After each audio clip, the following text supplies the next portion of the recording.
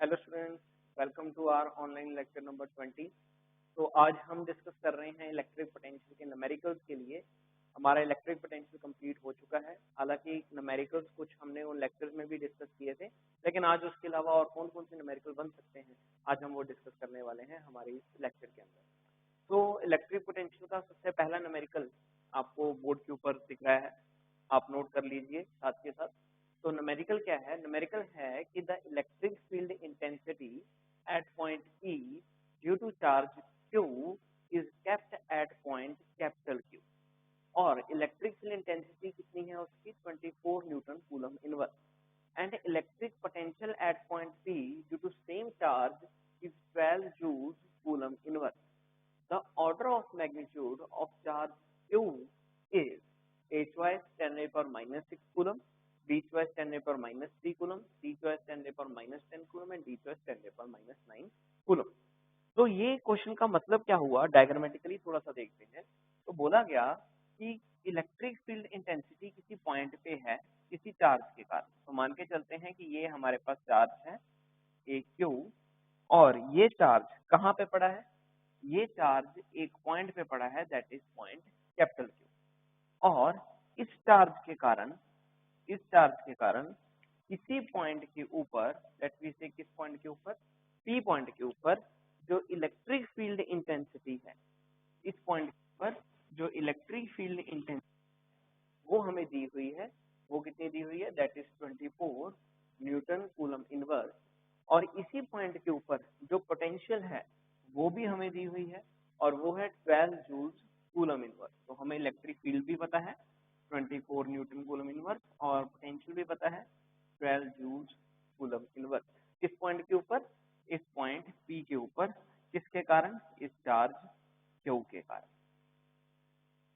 बोला क्या गया है, कहते आप बताइए कि इस चार्ज की वैल्यू क्या होगी। मतलब अगर इस क्वेश्चन को सिंपली तरीके से देखा जाए तो हमें इलेक्ट्रिक फील्ड दिया हुआ है, हमें पोटेंशियल दी हुई है, और हमें क्या पता करना है? उस चार्ज की वैल्यू पता करनी है। इलेक्ट्रिक फील्ड पता है, पोटेंशियल पता है, और चार्ज की वैल्यू हमें पता करनी है। तो ये हम कैसे करेंगे? सबसे पहला काम, जो वैल्यू दी है उनको सोच के चलिए। वैल्यू कौन कौन सी दी हुई है? एक तो इलेक्ट्रिक फील्ड की वैल्यू दी है। इलेक्ट्रिक फील्ड की वैल्यू कितनी है? 24 न्यूटन कूलम इनवर्स। इसी तरह से पोटेंशियल की वैल्यू दी हुई है। पोटेंशियल कितना दिया हुआ है? 12 जूल कूलम इनवर्स। तो इलेक्ट्रिक फील्ड एक सिंगल चार्ज के कारण कितना होता है? तो हमें पता है कि इलेक्ट्रिक फील्ड एक सिंगल चार्ज के कारण कितना होता है? KQ/R। तो इसी तरह से पोटेंशियल किसी सिंगल चार्ज के कारण कितना होता है? वो होता है KQ/R। ये दोनों रिलेशन आपके साथ डिस्कस हो चुके हैं। तो इलेक्ट्रिक फील्ड गिवन है KQ/R²। इसका मतलब ये KQ/R² की वैल्यू कितनी हुई? 24 न्यूटन कूलम इनवर्स।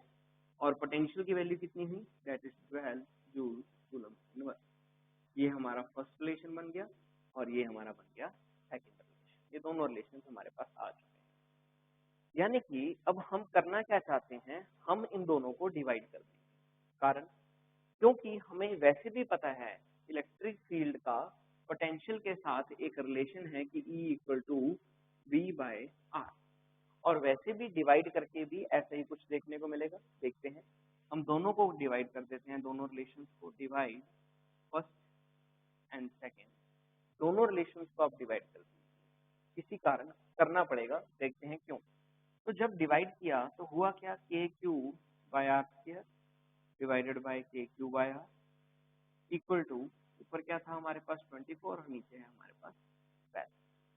और दोनों को हमने डिवाइड कर दिया। KQ के साथ KQ कैंसिल, एक R के साथ R कैंसिल। तो बचा क्या हमारे पास? बचा हमारे पास कि R जो है वो किसके बराबर है? That is equal to 12/24। अब सॉल्व कीजिएगा, ये बन जाएगा 1, ये R जो है अपॉन में आएगा, तो ऑटोमेटिकली ये हमारे पास आंसर बन जाएगा, दैट इज इक्वल टू 12/24। तो इसको डिवाइड करने पे ये और ये कैंसिल हो गए, दैट विल बी 1/2, और आंसर कितना आ जाएगा? 0.5 मीटर। हमारे पास क्या आ चुका है? डिस्टेंस आ चुका है कितना? 0.5 मीटर। लेकिन हमारा कंसेप्ट क्या था? हमें क्या पता करना था? क्यू की वैल्यू। कि चार्ज की वैल्यू कितनी आएगी। तो चार्ज की वैल्यू पता करने के लिए हम वापस इस रिलेशन में ये आर की वैल्यू पुट कर देते हैं। तो ये आर की वैल्यू हम पुट कर देते हैं सेकंड रिलेशन में। तो होगा क्या, सेकंड रिलेशन क्या था, v इक्वल टू के क्यू बाय आर। v पता था हमें 12 है, k हमें पता है 9 इंटू 10⁻⁹, q पता करना है और r की वैल्यू आ चुकी है 0.5। तो जब आप इसको सॉल्व करोगे आपके पास आंसर कितना आएगा, q 0.5 इंटू 12/9 इंटू 10⁹। तो ये हमारे पास कंप्लीट बनेगा। अब इसको सॉल्व कीजिएगा, जब आप इसको सॉल्व करोगे तो फाइनल आंसर चार्ज का कितना बन जाएगा, 10⁻⁹ कूलम। चार्ज का आंसर बन जाएगा हमारे पास 10⁻⁹ coulomb. That will B which choice, that will B D. तो इस तरह से ये पहला न्यूमेरिकल हमारा सॉल्व होगा कि अगर हमें पोटेंशियल दिया है, इलेक्ट्रिक फील्ड दिया है, हमसे डिस्टेंस या चार्ज में से कोई वैल्यू पूछी गई है, तो आप सिंपली क्या कीजिए, इलेक्ट्रिक फील्ड और पोटेंशियल को डिवाइड कर दीजिए। तो आपके पास एक बड़ा अच्छा सा फॉर्मूला बन जाता है E equal to V by R. तो कोई भी फैक्टर अगर आपको पता करना हो इसके द्वारा पता कर सकते हो। यहाँ पे हमें चार्ज की जरूरत थी तो हमने चार्ज को यूज किया और फाइनल आंसर हमारा फाइंड आउट हो गया चार्ज के लिए। क्लियर है जी। तो इस तरह से this is our first numerical for charge to find out the value charge if electric field and potential are given. चलिए जी आगे बढ़ते हैं। आवर नेक्स्ट न्यूमेरिकल,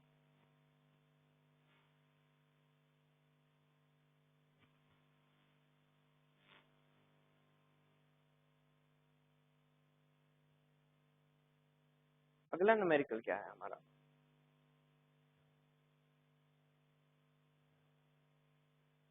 अगला न्यूमेरिकल एक कॉन्सेप्ट बेस्ड है। पूछा क्या क्या है, पहले मैं आपको कॉन्सेप्ट समझाऊंगा फिर इसका न्यूमेरिकल करेंगे। पहले कॉन्सेप्ट बेस्ड क्वेश्चन लिखते हैं। कॉन्सेप्ट किस कॉन्सेप्ट के ऊपर ही क्वेश्चन बन सकता है, तो पहले कॉन्सेप्ट बेस्ड क्वेश्चन लिखते हैं। है क्या क्वेश्चन है, at what point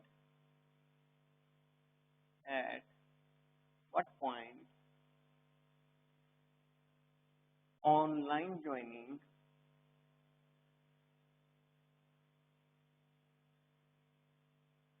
the two charges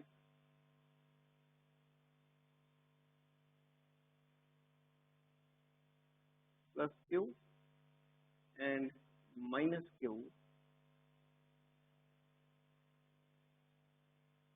at what point on the line joining the two charges plus q and minus q the electric potential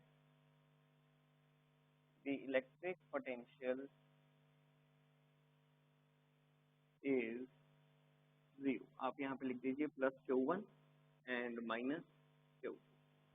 electric potential is 0। Question कुछ जाना पहचाना लग रहा है। क्वेश्चन क्या पूछा गया है, कहते हैं बताइए किस पॉइंट के ऊपर किसी दो चार्जेस को एक लाइन ज्वाइन कर रही है और उस लाइन पे किस पॉइंट के ऊपर इलेक्ट्रिक पोटेंशियल हमारे पास 0 होगी इन दो चार्जेस के कारण। तो मतलब क्या हुआ, मतलब कुछ ऐसा है कि हमारे पास दो चार्जेस हैं। तो दो चार्जेस कौन कौन से हुए, लेट मी से एक हमारे पास है नेगेटिव चार्ज और दूसरा हमारे पास है पॉजिटिव चार्ज। ये दो मेरे पास चार्जेस हैं, एक नेगेटिव और एक पॉजिटिव। इन दोनों चार्जेस को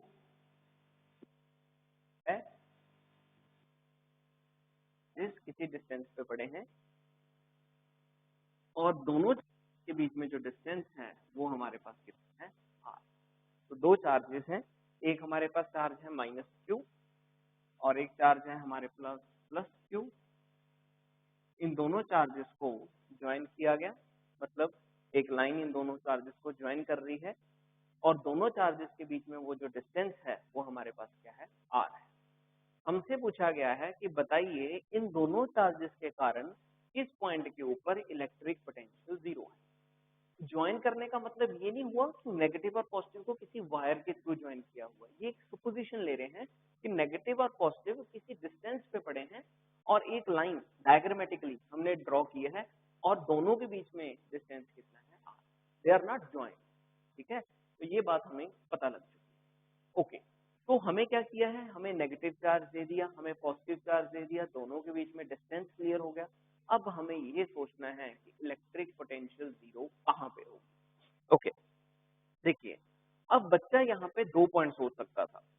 या तो वो ये सोचता है कि हो सकता है पॉइंट यहाँ पे हो जहाँ पे इलेक्ट्रिक पोटेंशियल जीरो हो सकती है, या वो ये सोच सकता है कि इन दोनों के बीच में कहीं ना कहीं पॉइंट हो जहाँ पे इलेक्ट्रिक पोटेंशियल जीरो हो सकती है। तो पहले तो हमें ये क्लियर करना है कि क्या पोटेंशियल इन दोनों चार्जेस के बीच में जीरो हो सकती है, इन दोनों चार्जेस के बाहर जीरो हो सकती है। देखिए पोटेंशियल आप लोगों को पता है कौन सी क्वांटिटी है, that is a scalar quantity. मान लीजिए पॉइंट पी यहाँ पे पड़ा है या पॉइंट पी इन्फिनाइट डिस्टेंस पे पड़ा है, तो जाहिर सी बात है अगर पॉइंट पी इन्फिनिट पॉइंट पे पड़ा है तो एक चार्ज के साथ तो जरूर जुड़ गया, पॉजिटिव के साथ तो नजदीक है, लेकिन नेगेटिव के कारण क्या है, बहुत दूर जा चुका है। तो इसका मतलब कि अगर पॉइंट बाहर है तो जरूरी नहीं है कि इलेक्ट्रिक पोटेंशियल जीरो हो। फॉर एग्जांपल मान लीजिए मैंने बोला कि जो ये डिस्टेंस है ये है ए, जो नेगेटिव के साथ डिस्टेंस है वो है बी। आपने ड्रॉ नहीं करना, जस्ट मैं बता रहा हूँ। एक पॉइंट हो गया ए, एक पॉइंट हो गया बी। अब ए के लिए डिस्टेंस जो है पॉजिटिव का वो तो हो गया लगभग 2 सेंटीमीटर, लेट करके चलते हैं। लेकिन नेगेटिव से वो डिस्टेंस क्या चल रहा है, इनफाइनाइट चल रहा है। तो जाहिर सी बात है पॉजिटिव के कारण तो पोटेंशियल आएगा, लेकिन इसके कारण आंसर क्या आएगा, 1/इनफिनिटी। 1/इनफिनिटी क्या होता है, जीरो। पोटेंशियल इसके कारण आनी शुरू हो जाएगी। यानी कि मैं आपको ये बताना चाहता हूँ, आपने क्या माइंड में नोट करके रखना है कि अगर एक चार्ज नेगेटिव है दूसरा चार्ज पॉजिटिव है, तो हर हालत में पॉइंट पी अगर बाहर है इन दोनों से तो वहां पे पोटेंशियल जीरो का होना पॉसिबल नहीं है, पोटेंशियल जीरो नहीं हो सकती वहां पे। तो डेफिनेटली बात है कि जो पॉइंट हम कंसीडर करके चलेंगे दो चार्जेस के कारण, वो कहाँ पे कंसीडर करेंगे, वो हमेशा हम इन दोनों चार्ज के बीच कंसीडर करेंगे। कहने का मतलब क्या हुआ, ये दो चार्जेस हैं Q1 और Q2 और पॉइंट मैंने मार्क कर लिया, लेट मी से एट दिस पॉइंट P। तो ये पॉइंट कहीं भी हो सकता है, ये मुझे पता करना है, लेकिन ये क्लियर हो गया कि पॉइंट P पे मैं ये मान के चलूंगा कि पोटेंशियल क्या चल रही है, जीरो चल रही है इस न्यूमेरिकल को सॉल्व करने के लिए। ओके, इसी के साथ ही पॉइंट P का डिस्टेंस है कितना, तो नेगेटिव के साथ पॉइंट P का डिस्टेंस जो है वो है x, तो बाकी का डिस्टेंस कितना बचा, that will be equal to r minus x। जैसे इलेक्ट्रिक फील्ड के जीरो किए थे इसी तरह से यहाँ पे भी हम जीरो को पोज करके चल रहे हैं। तो ये 3 पॉइंट्स बन गए हमारे पास, this is A, this is C and this one is B. तो ये 3 पॉइंट्स हमारे पास हो चुके हैं। ए पे एक चार्ज पड़ा है, बी पे एक चार्ज पड़ा है, सी पे हम मान के चल रहे हैं पोटेंशियल जीरो है, जो कि डिस्टेंस हमें पता करना है कितना है। बाहर पॉइंट मार्क हो नहीं सकता क्योंकि अगर बाहर हो जाए तो डेफिनेटली बात है कि एक पॉजिटिव है दूसरा नेगेटिव है, तो हो सकता है पी पॉइंट इन्फिनाइट पे पड़ा हो, तो इन्फिनाइट पे पड़े होने के कारण वहां पे पोटेंशियल का जीरो होना पॉसिबल नहीं हो सकता। तो हम पॉइंट कहाँ पे कंसिडर करके चलेंगे, इनसाइड ही कंसिडर करके। एक बात तो क्लियर होगी। दूसरी बात, अब ये देखना है कि अगर पॉइंट नेगेटिव और पॉजिटिव के सेंटर पे है तो हम ऐसा क्या करें जहां से हमें पता लग जाए कि ये डिस्टेंस x कितना होगा। तो व्हाट वी विल डू, जो कि उन्होंने बोला हुआ है कि इलेक्ट्रिक पोटेंशियल इज जीरो, कि इस पॉइंट के ऊपर नेट इलेक्ट्रिक पोटेंशियल क्या चल रही है, जीरो चल रही है। यानी कि मैं ये लिख सकता हूँ कि potential at C due to A plus potential at C due to B क्या है, that is equal to zero. ये दोनों की वैल्यू क्या है, जीरो है। अब potential at C due to A किसके बराबर हो गया, potential at C due to B. Direction यहाँ पे मार्क नहीं हो सकती इलेक्ट्रिक फील्ड के कारण, या समझ के चलिए कि इलेक्ट्रिक फील्ड की तरह यहाँ पे डायरेक्शन नहीं मार्क करनी, यहाँ पे मैग्नीट्यूड में बात होगी। तो potential at C due to A कितना हुआ, चार्ज देखिए क्या है, नेगेटिव, तो पोटेंशियल कितना हुआ, माइनस के Q1 ओवर P पॉइंट से पता करना है, तो P पॉइंट से डिस्टेंस कितना है ये हमें क्लियर है, दैट इज इक्वल टू। इसी तरह से चार्ज अगर नेगेटिव था तो पोटेंशियल भी नेगेटिव होगी। बी पॉइंट पे कितना, नेगेटिव तो पहले ही था क्योंकि उस तरफ लेकर गए थे। बी पॉइंट पे कितना, के, चार्ज पॉजिटिव है तो पॉजिटिव, Q2 बाय डिस्टेंस कितना, r माइनस। तो ये हमने पोटेंशियल की वैल्यू पुट कर दी है। ये नेगेटिव साइन बच्चा कंफ्यूज हो सकता है, क्यों आया? क्योंकि इसको मैं दूसरी तरफ लेकर गया था, ये अलजेब्रा के कारण आया है, ये नेगेटिव पोटेंशियल के कारण आया है, क्योंकि अगर चार्ज नेगेटिव है तो पोटेंशियल भी नेगेटिव ही होगी। तो ये दोनों और नेगेटिव कैंसिल हो चुके हैं, ये के और ये भी मैंने कैंसिल कर दिया। चलिए जी, अब थोड़ा सा मैथमेटिकल कॉन्सेप्ट, क्रॉस मल्टीप्लाई करते हैं। Q1 R minus x equal to Q2 into x. तो ये कितना बन जाएगा? Q1 R minus Q1 x equal to Q2 into x. Q1 R equal to Q2 x plus Q1 x. Q1 R equal to x बाहर Q1 plus Q2। हमें क्या पता करना है? हमें x के बारे में पता करना है। तो x कितना आया? x पता करने के लिए मैं थोड़ा सा और कैलकुलेटिव पार्ट करूंगा। मैं Q1 को कैंसिल करने की कोशिश कर रहा हूँ। तो Q1 कैंसिल कैसे हो सकता है? अगर यहाँ से भी Q1 बाहर आ जाए। तो इसके लिए हम क्या करेंगे? मैथमेटिकली इस Q2 को, Q1 तो कॉमन निकल सकता है दोनों में से, इस Q2 को Q1 के साथ ही मल्टीप्लाई कर देते हैं, Q1 के साथ ही डिवाइड कर देते हैं। अपनी तरफ से इस Q2 को Q1 के साथ मल्टीप्लाई कर दीजिए, Q1 के साथ ही डिवाइड कर दीजिए। तो होगा क्या? Q1 R इक्वल टू, ऊपर से Q1 कॉमन निकाला, x साथ में है ही, तो बचा क्या? 1 प्लस Q2 ओवर 1। ये हमारे पास फाइनल रिलेशन हो गया। अब क्या होएगा? Q1 के साथ Q1 हो गया कैंसिल। हमें क्या ढूंढना है? x। तो x कितना आया? R over 1 plus Q2 over. So this is the final relation where the electric potential is zero। मतलब क्या है? मतलब हमें अगर ये बोला जाए कि एक चार्ज पॉजिटिव है, एक चार्ज नेगेटिव है, तो पोटेंशियल जीरो कहाँ पे होगी ये बताइए। तो हम क्या करेंगे? शॉर्टकट ये फॉर्मूला यूज करेंगे। मैं अभी अप्लाई करके दिखाऊंगा आपको कैसे यूज करना है, लेकिन उससे पहले थोड़ा सा ध्यान दीजिए। ये x क्या है? ये वो डिस्टेंस है जहाँ पे पोटेंशियल जीरो होगी।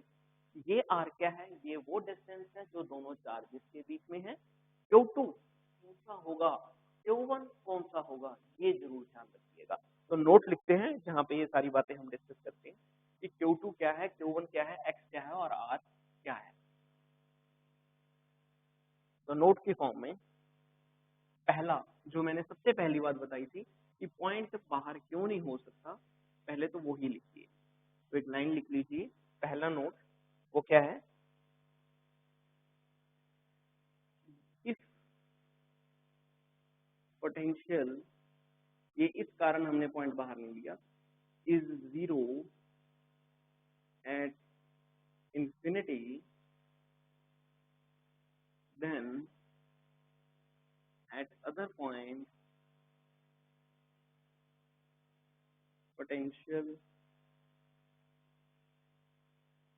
cannot be zero। So point should be taken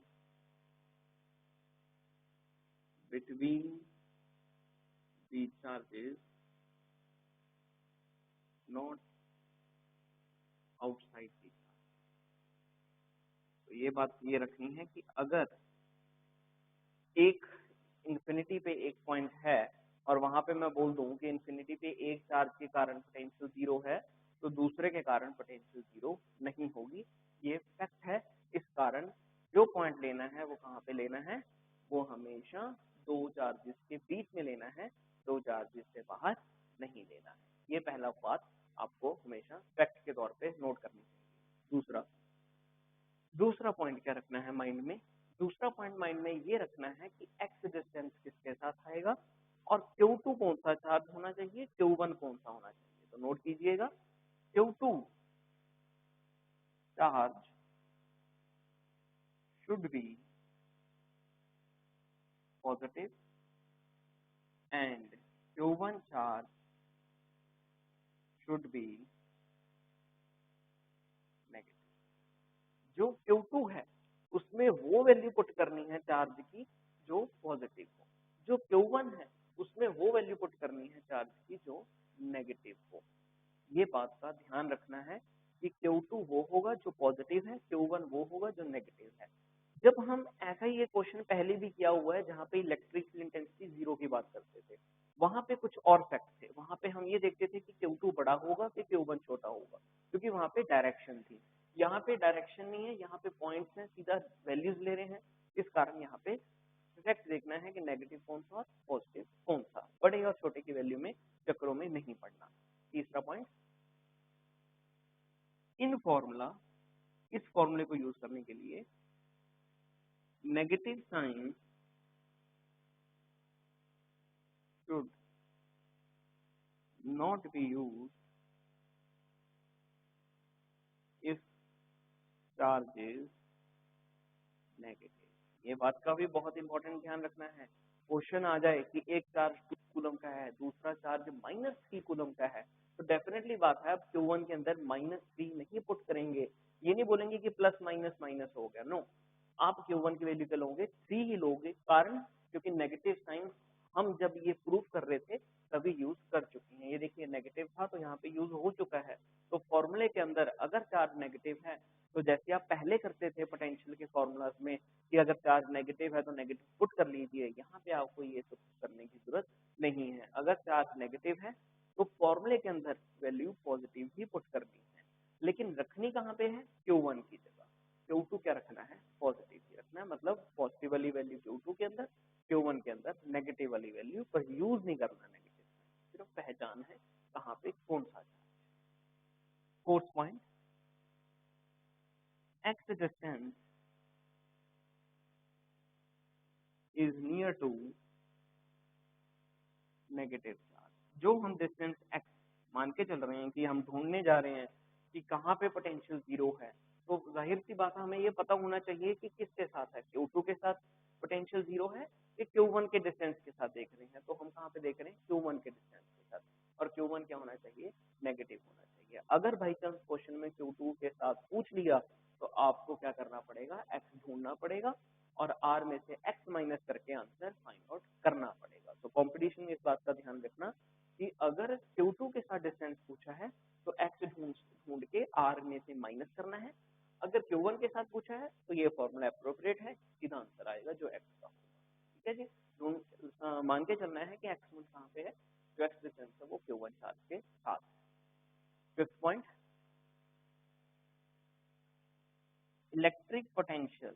last, ये आपका डाउट भी हो सकता है अभी, जो आपके मन में चल सकता है, हो सकता है आपके मन में चल रहा हो ये बात। Electric potential can not be zero due to two positive charges. अगर एक चार्ज नेगेटिव हो, दूसरा चार्ज पॉजिटिव हो, तो हमने सीख लिया इलेक्ट्रिक पोटेंशियल क्या होगा, जीरो होगा, और ऐसे फाइंड आउट करना है। लेकिन अगर दोनों चार्ज पॉजिटिव हो तो भैया पोटेंशियल जीरो नहीं हो सकती, क्योंकि दोनों चार्ज पॉजिटिव मतलब पहले का आंसर भी पॉजिटिव मिलेंगे, दूसरे का भी पॉजिटिव होंगे, तो कोई भी आसार नहीं है कि एक दूसरे से कैंसिल हो जाएंगे। प्लीज ध्यान रखना है कि अगर दो चार्जेस पॉजिटिव हैं तो पोटेंशियल का जीरो होना मुमकिन नहीं है। पोटेंशियल तभी जीरो हो सकती है अगर एक चार्ज क्या हो, नेगेटिव, और दूसरा चार्ज क्या हो, पॉजिटिव। क्लियर है जी? तो ये सारे के सारे फैक्ट्स हैं इस क्वेश्चन के लिए। ये क्वेश्चन बहुत इंपॉर्टेंट है, फॉर्मूला हमेशा अपने माइंड में रखना है कि हमने यूज क्या करना है। मैं आपको इलेक्ट्रिक फील्ड के लिए भी बता दूं, इलेक्ट्रिक फील्ड में अगर एक नेगेटिव था और एक पॉजिटिव था तो फॉर्मूला ऐसा ही था वहां पे भी, x equal to r over, लेकिन यहाँ पे लगाते थे root Q2 over Q1 minus 1। अगर नेगेटिव था, अगर दोनों पॉजिटिव थे तो होता था Q2 over Q1 plus 1। Q2 over Q1 में Q2 था बड़ा वैल्यू, Q1 था छोटा वैल्यू, ये वहां पे यूज होता था।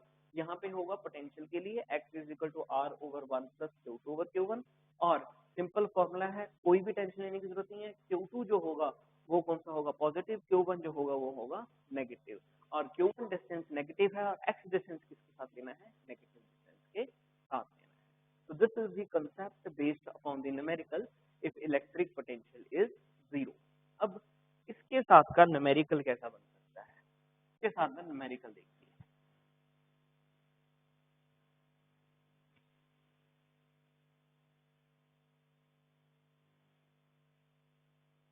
तो न्यूमेरिकल है।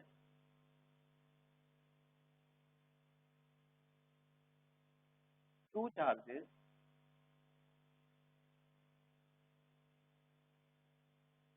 (4 coulomb and -2 coulomb) are placed 2 meters apart.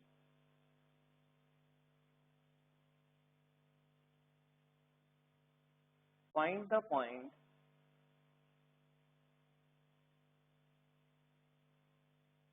near to -2 coulomb charge, या ये लिख लीजिए find the distance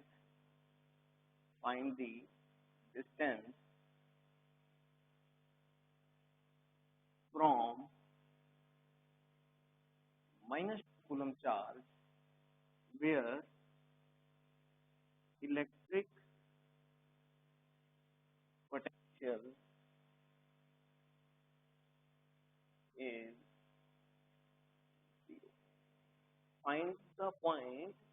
Find the distance from -2 coulomb charge where electric potential is 0.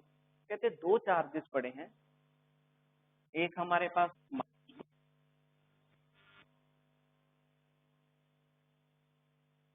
दोनों के बीच में जो कितना है 2 मीटर। नहीं, वो पॉइंट पता करना है हमें, वो डिस्टेंस पता करना है किसी एक पॉइंट का जहाँ पे इलेक्ट्रिक पोटेंशियल 0 होगी। तो फॉर्मूला क्या सिखाया था मैंने आपको कि x equal to r over Q2 over Q1 1।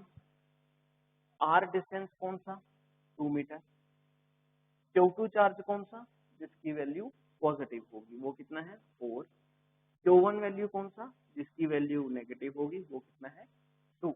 ये बात का ध्यान रखना है कि Q1 Q2 वो जो पॉजिटिव है, Q1 वो जो नेगेटिव। अगर ये बड़ा होता ये छोटा होता फिर भी यही आंसर आता, फिर भी आपने ऐसी वैल्यू पुट करनी। नेगेटिव वाले को नीचे रखना है, पॉजिटिव वाले को हमेशा ऊपर रखना है। तो ये बात का भी ध्यान रखना है कि Q2 पॉजिटिव होगा और Q1 कौन सा होगा, Q1 शुड बी नेगेटिव। और प्लस क्या करना है, इसमें प्लस करना है 1। तो लीजिए अब फिर क्वेश्चन सॉल्व हो गया। 2 4 + 2 ओवर 2, ये बन गया 4 over 6, that becomes equal to 2/6। Answer कितना 2/6। तो इसका मतलब x जो है वो कहाँ पे है, अप्रोक्सीमेटली 0.6 डिस्टेंस था मीटर में, 0.6 मीटर पे कहाँ से, इस -2 कूलम से, इस -2 कूलम पे 0.6 मीटर के डिस्टेंस पे लगभग यहाँ पे पोटेंशियल कितना है। तो इस तरह से जो क्वेश्चन है वो आपने सॉल्व करना है अगर पूछा जाए कि बताइए पोटेंशियल जो कितना हो। क्लियर है जी। तो ये शॉर्टकट फॉर्मूला है, ये किसी भी बुक में मेंशन नहीं होगा, ये शॉर्टकट की है ऐसे न्यूमेरिकल्स को करने की। क्लियर है। तो ये न्यूमेरिकल भी आपने खास ध्यान रखने हैं अगर ऐसा न्यूमेरिकल कभी पूछा जाए। तो सीरीज बन चुकी है, इलेक्ट्रिक फील्ड में भी ऐसा न्यूमेरिकल था, इलेक्ट्रिक पोटेंशियल में भी ऐसा न्यूमेरिकल था। इस कारण मैंने इसके ऊपर स्ट्रेस दिया है कि ये न्यूमेरिकल काफी इंपॉर्टेंट बन जाता है इस चैप्टर के अंदर। चलिए नेक्स्ट न्यूमेरिकल,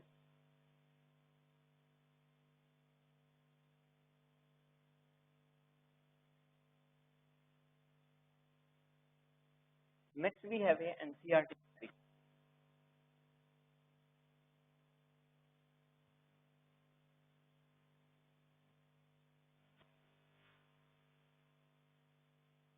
न्यूमेरिकल क्या है, this is our numerical number 3, this is the numerical from NCERT।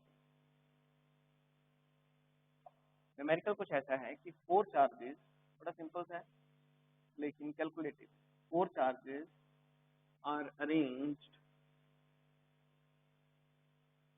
at corner of sphere, 4 charges are arranged at corner of sphere ABCD of side D as shown in figure. Find electric potential energy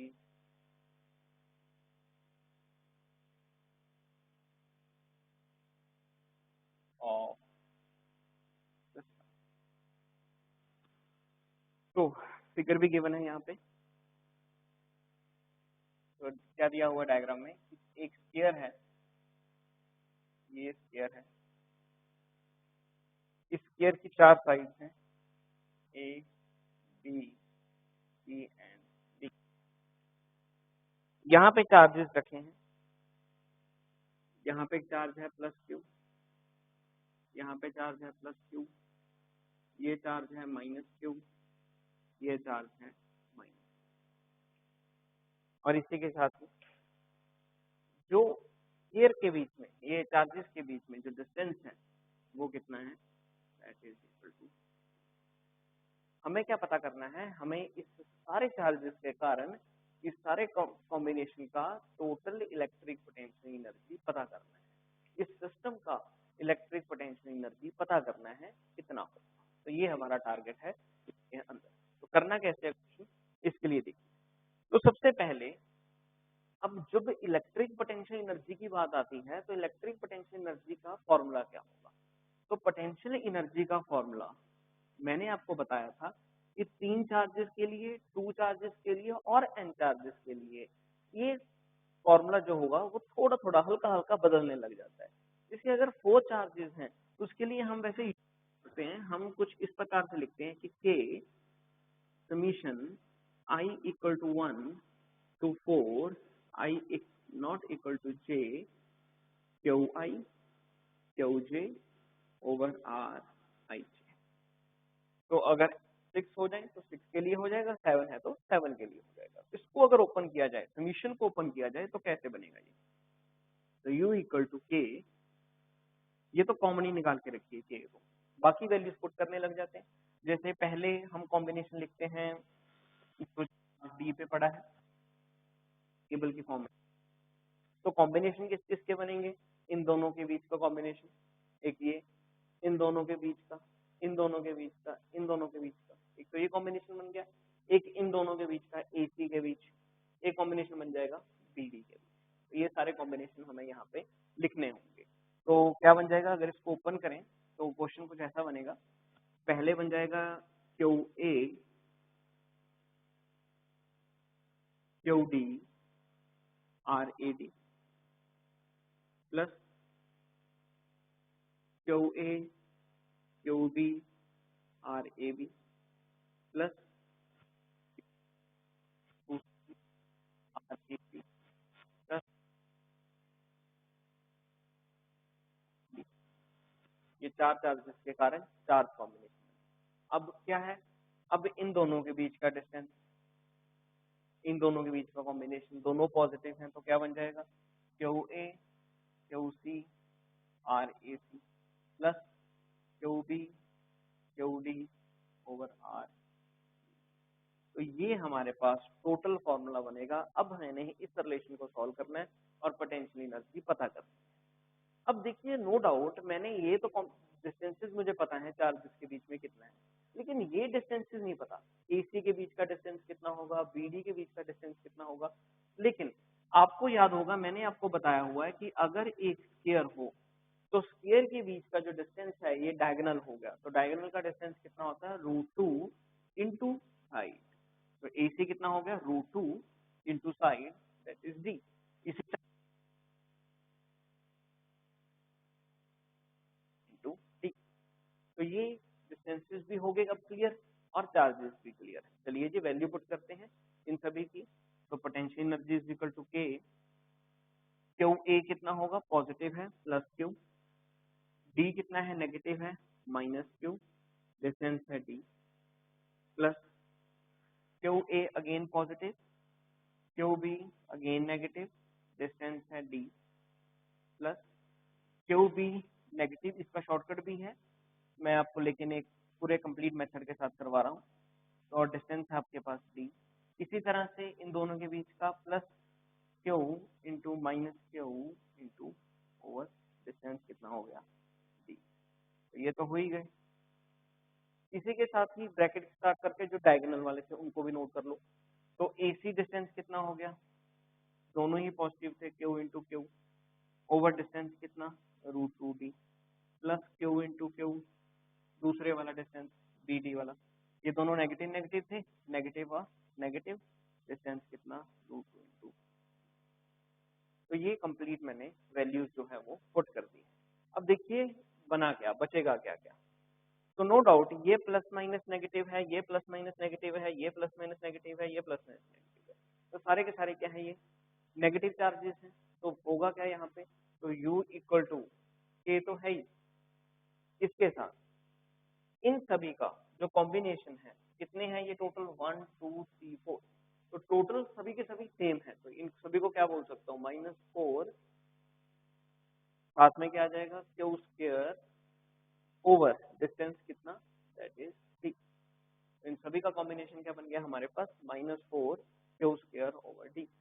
इसी के साथ ये जो दूसरा पड़े हैं ये दोनों, इनका कॉम्बिनेशन क्या बनेगा, इनका कॉम्बिनेशन बन जाएगा, जैसे ये नेगेटिव और नेगेटिव पॉजिटिव बन चुके हैं, तो इनका कॉम्बिनेशन क्या बनेगा, प्लस क्यू स्क्वायर, पीछे क्या बचेगा हमारे पास, 1/√2d प्लस 1/√2।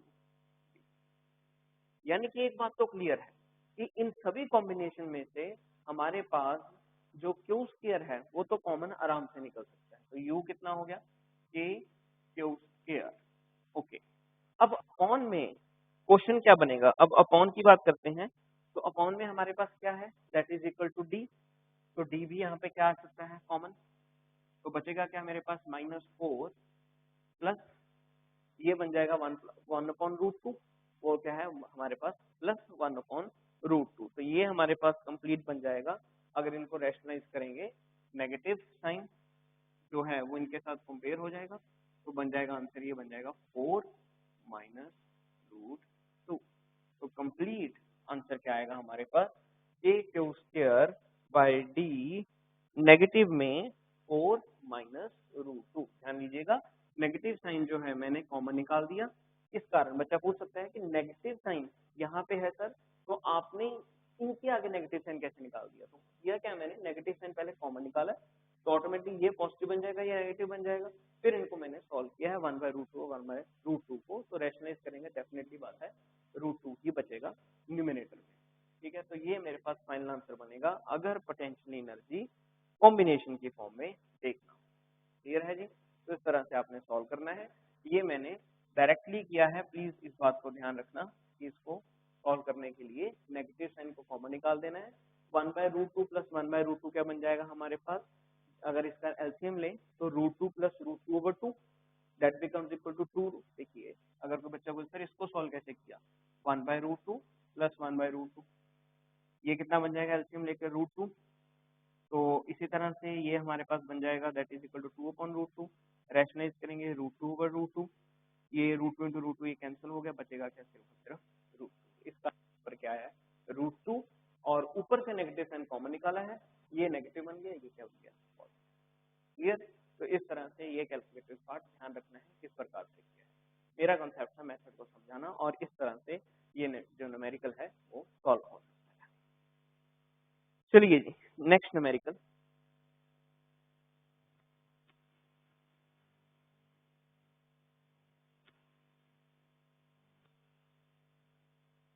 अगर फिर भी अगर ये कैलकुलेटिव पार्ट आपको किसी को डाउट लगता है इसमें, तो प्लीज मुझसे मैंने कॉन्टैक्ट नंबर मेंशन किया हुआ है आपको, तो किस तरह से ये किया है। अभी टाइम की कमी होने के कारण मैं आपको डायरेक्टली यहाँ पे सॉल्व करवा चुका हूँ, लेकिन आप पूछ सकते हैं मुझसे कभी भी कॉन्टैक्ट करके। चलिए जी, लास्ट न्यूमेरिकल आज का, that is your numerical number 4। Write down, numerical number 4 क्या है, two metallic sphere, two metallic spheres of radii 1 centimeter and 3 centimeter are given charges -1 into 10 raised power -2 coulomb and 5 into 10 raised to power minus 2 coulomb. If these are connected,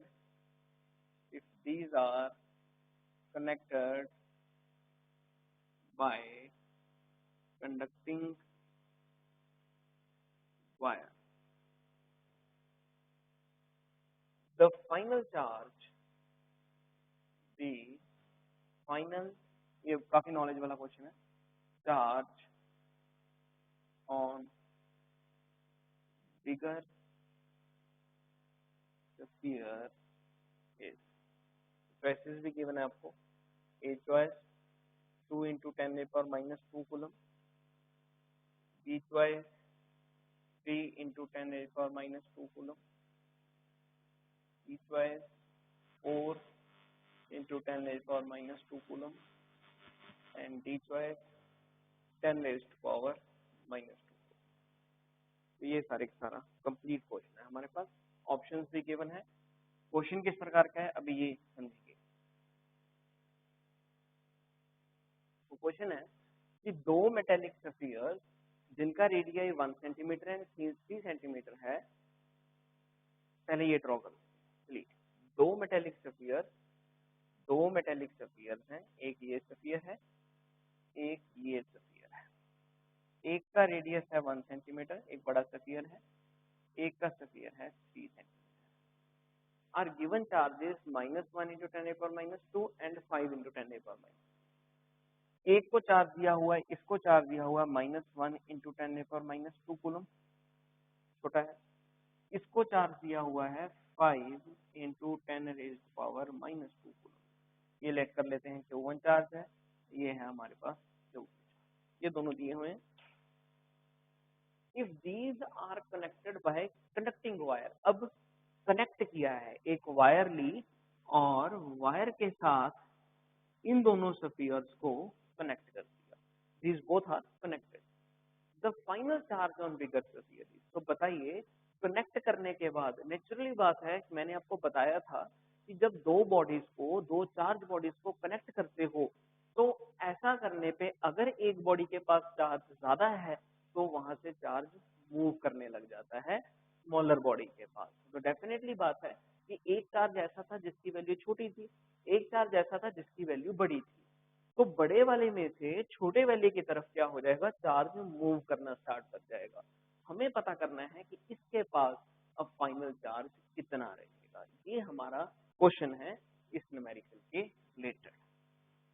तो अब यहाँ पे होगा क्या, जाहिर सी बात है जो मैंने अभी अभी बोला कि when spheres are connected then charge flow from higher potential to lower potential। तो आप लिख भी सकते हो नॉलेज के तौर पे कि when spheres are connected then charge flow from higher potential to lower potential। जब दो स्फीयर्स को कनेक्ट करोगे तो चार्ज हायर पोटेंशियल से किस तरफ मूव करेगा, लोअर पोटेंशियल की तरफ मूव करेगा। अब हायर पोटेंशियल किस तरफ है और लोअर पोटेंशियल किस तरफ है, ये दिख रहा है हमें। हायर पोटेंशियल उसके पास है जिसका चार्ज बड़ा है, लोअर पोटेंशियल किसके पास है जिसका चार्ज छोटा है। उसका मतलब इस स्फीयर में से किस तरफ जाएगा, छोटे स्फीयर की तरफ चार्ज मूव करेगा। ये बात क्लियर हो चुकी है कि बड़े स्फीयर से किस तरफ जाना है, छोटे स्फीयर की तरफ जाना है। चलिए, इतनी बात तो हमारे पास कंप्लीट हो चुकी है। नाउ अब हमें करना क्या है, इस क्वेश्चन को सॉल्व कैसे करना है। देखिए, जो वैल्यूज दी हुई है पहले तो वो नोट कर लेते हैं। एक हमारे पास चार्ज गिवन है Q1, ये कितना है -1 into 10 raised to power minus 2 coulomb. एक चार्ज है हमारे पास Q2, ये कितना है 5 into 10 raised to power minus 2 coulomb. एक का रेडियस R1 का रेडियस कितना है 1 सेंटीमीटर और R2 का रेडियस कितना है हमारे पास 3 सेंटीमीटर। तो ये सारे के सारा तो हो गए इसका डेटा जो हमने नोट करके रखना है।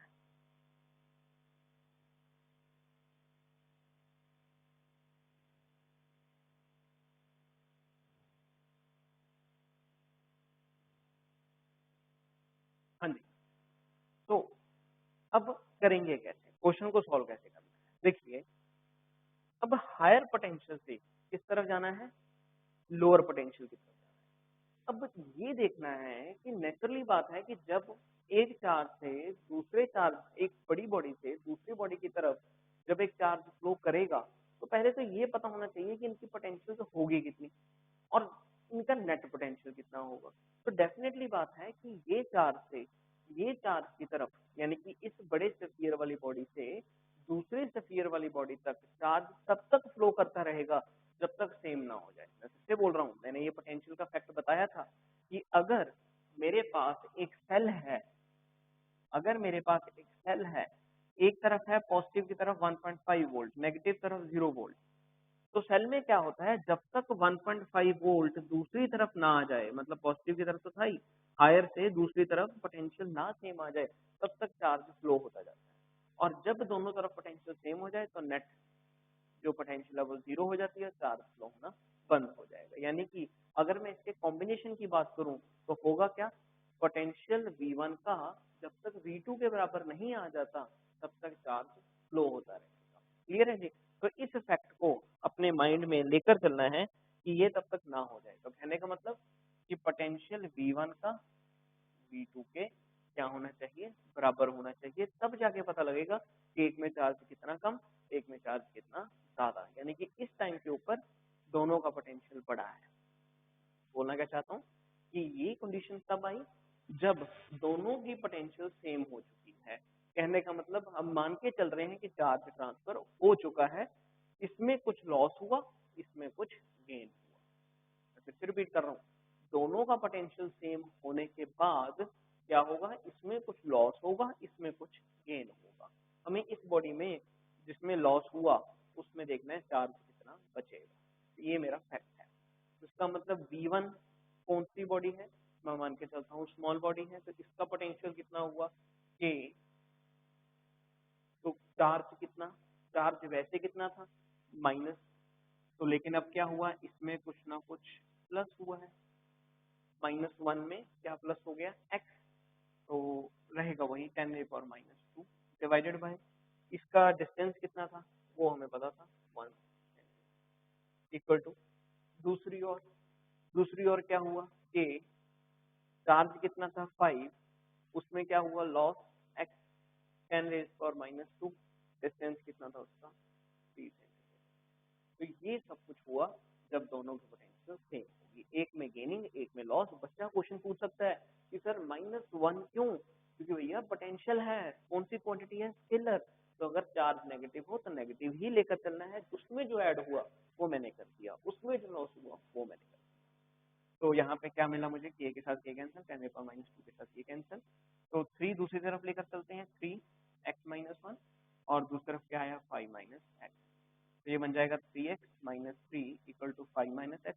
आगे अलजेब्रा है जी, और कुछ नहीं, x को दूसरी तरफ लेकर गए तो 4x = 5 - 3 that is equal to 5 + 3, तो ये बन जाएगा हमारे पास 4x = 8, x = 2।